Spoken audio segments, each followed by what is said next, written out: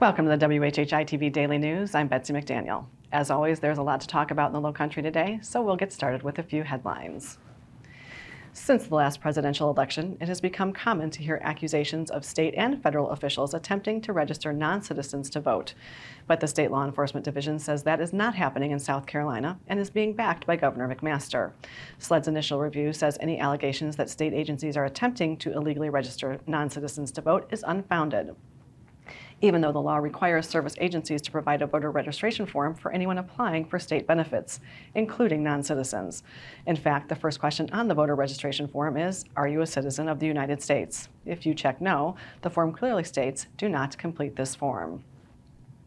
Speaking of elections, we are now less than a month away from the June 11th congressional primaries, and we're being bombarded by ads funded by groups outside of South Carolina in relation to our 1st district race. The Charleston Post and Courier is reporting that at least 6 outside groups are sinking over $3 million into the GOP primary race between incumbent Nancy Mace and challenger Catherine Templeton, with very little being spent on third candidate Bill Young. Mace had to fend off a Trump-endorsed opponent 2 years ago. Now she's the one with Trump's endorsement and donors, while a previous endorser, the Winning for Women Action Fund, has switched to Templeton, calling Mace too unpredictable. That group alone has spent more than $500,000 to try to beat Mace. Coming out of the State House, some legislation that was a bit under the radar, much like his stolen ship out of the Charleston Harbor during the Civil War, has passed. State lawmakers unanimously voted last week to have a statue of Robert Smalls built on the State House grounds. The governor is expected to sign a bill soon creating a commission to design, locate, and figure out how to pay for the monument to Smalls in Columbia. He'd be the first individual black South Carolinian recognized with a statue on the State House grounds. Beaufort's Design Review Board is looking at a proposed waterfront project that includes a 3rd story above a new building at 101 Scott Street. It is called the Greens Drugstore Infill Project and is actually being opposed by former Mayor Stephen Murray. He doesn't like the removal of 22 current parking spaces and the warehouse-like design of the new construction, which he feels doesn't fit with the existing buildings. The Design Review Board does want some modifications done before they give the final approval. The town of Hilton Head's first ever chief environmental officer is already working to address potential environmental threats to the island. TJ Jett comes back to the island after overseeing water quality for the South Florida Water Management District. He is actively involved in bettering solid waste disposal and recycling and is planning for Hilton Head's resilience against a forecast of rising waters and storm surges in the coming years. Federal researchers say sea levels are expected to rise by a foot over the next 30 years. And we often hear about how hard it is for single moms to get ahead, but one Somerville mom has done so in a not-so-conventional way. This mom just won $2 million on a $20 200 times the cash scratch-off ticket. The woman bought the ticket at a Somerville convenience store and says she'll treat herself to getting her nails done, something she's never had done before. She'll use the rest of the money to become debt-free and to save for her kids to go to school, but otherwise she plans to keep working. The media sources on your screen will have more on these and other stories, and we would love for you to like us on Facebook and follow us on Instagram at WHHI-TV.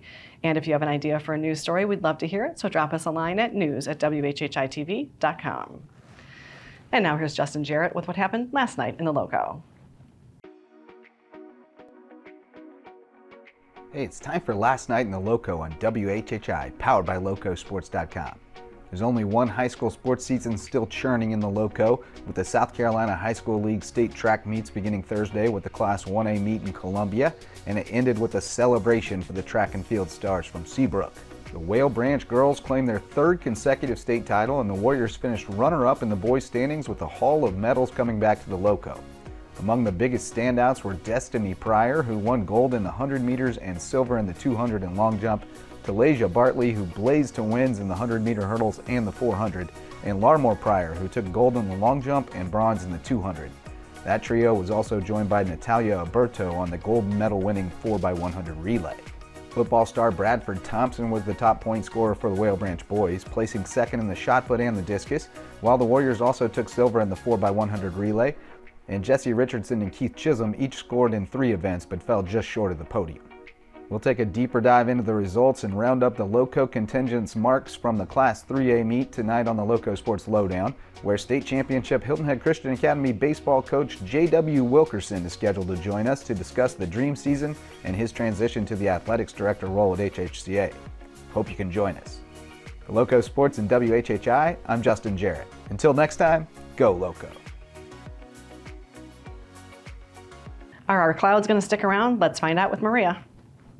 Thanks, Betsy. Yep, so taking a look ahead, it does look like we're having a weekend full of thunderstorms, but we should be seeing the sun come out by next week. So taking a look at Saturday, it's going to be scattered showers and thunderstorms throughout the day and going into the evening.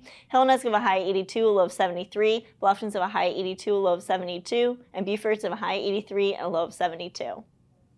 Come Sunday, we're going to see scattered showers and thunderstorms throughout the day, but it should be clearing up by the evening. Hillnet's going to have a high 79, a low of 69. Bluffton's have a high 80, a low of 68. And Beaufort's have a high 78 and a low of 68.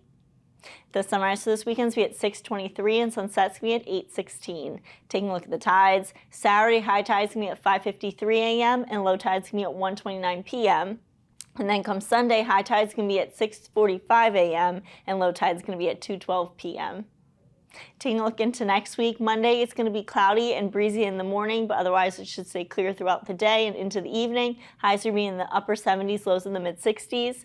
Then come Tuesday, it's going to be sunny with highs in the 70s and 80s, lows in the 60s. And then on Wednesday, we are going to see some scattered showers in the morning, but they should be clearing up by the afternoon and stay clear into the evening. Highs will be in the 80s, lows in the 60s. That's it for today. Let's head it back to the desk.